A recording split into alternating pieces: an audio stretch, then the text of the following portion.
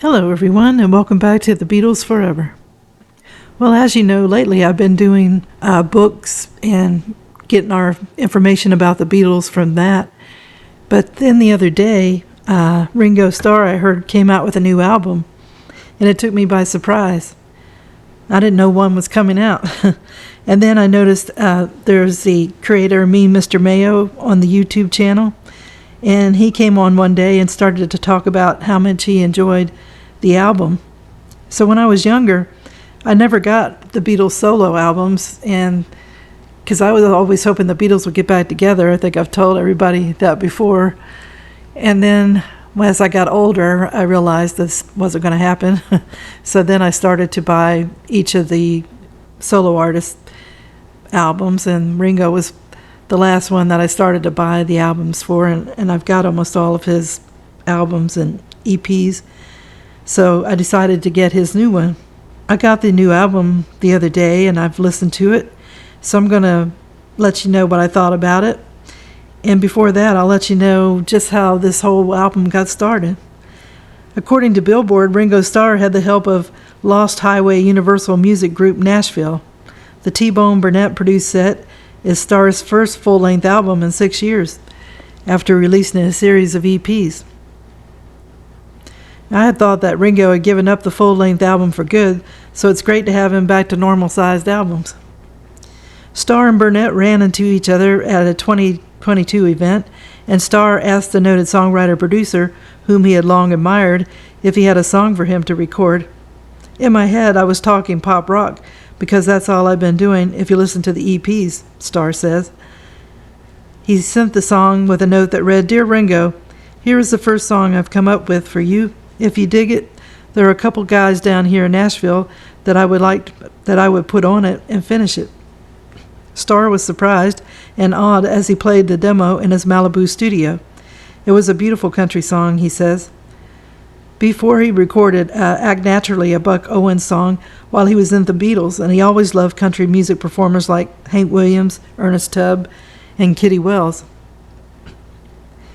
Ringo said, "I did love country music before I was in the band," and he even tried to move to Texas when he was 18 because of his fondness for country and blues music. "We got plenty of it in Liverpool because the lads who were in the Merchant Navy would bring not only rock and roll over, but country. And when country bands went on tour in England, they always played Liverpool." In 1970, Starr released his second solo album, Buku of Blues, a country album he recorded in Nashville with noted country producer-musician Pete Drake, famous for his work with Tammy Wynette, Bob Dylan, and Charlie Rich.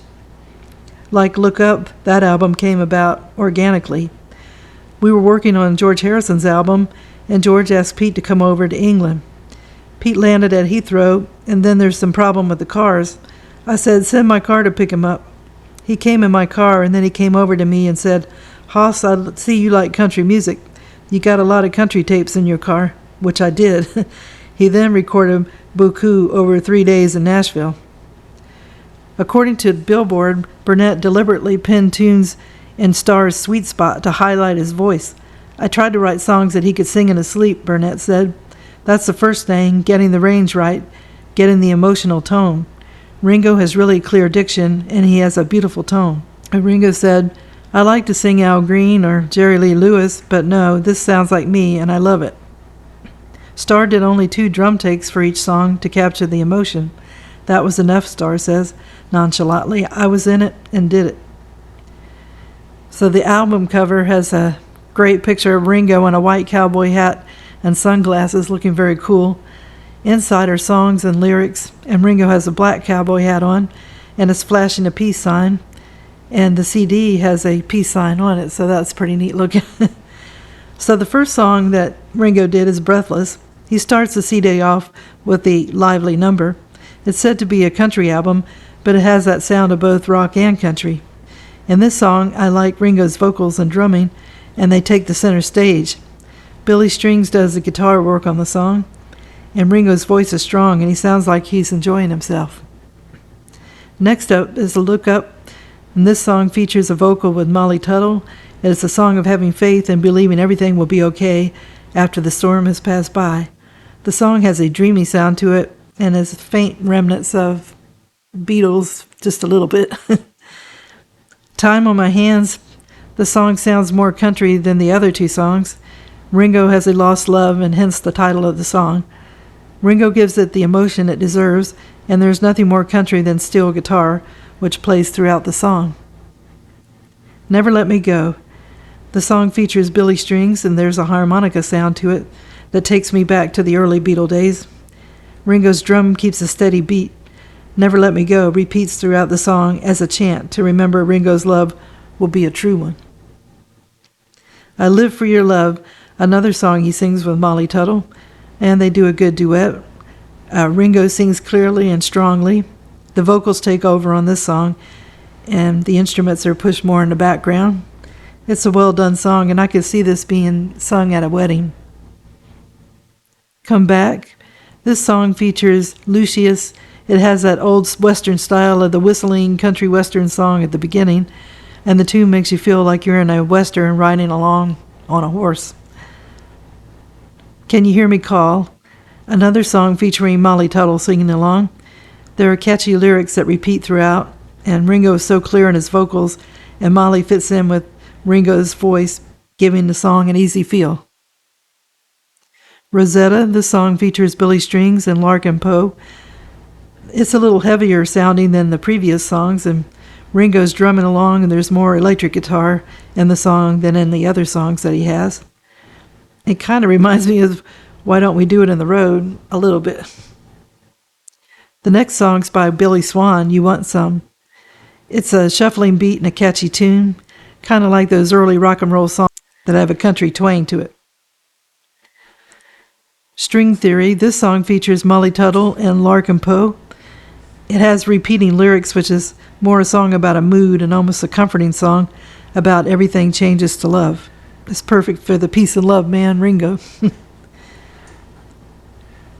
The last song is Thankful, featuring Alison Krauss. This song was written by Ringo, and the lyrics sound like he wrote it for his wife, Barbara. I like when Ringo writes a song and we find out what's going on with his life, or when he sings what happened to him in the past.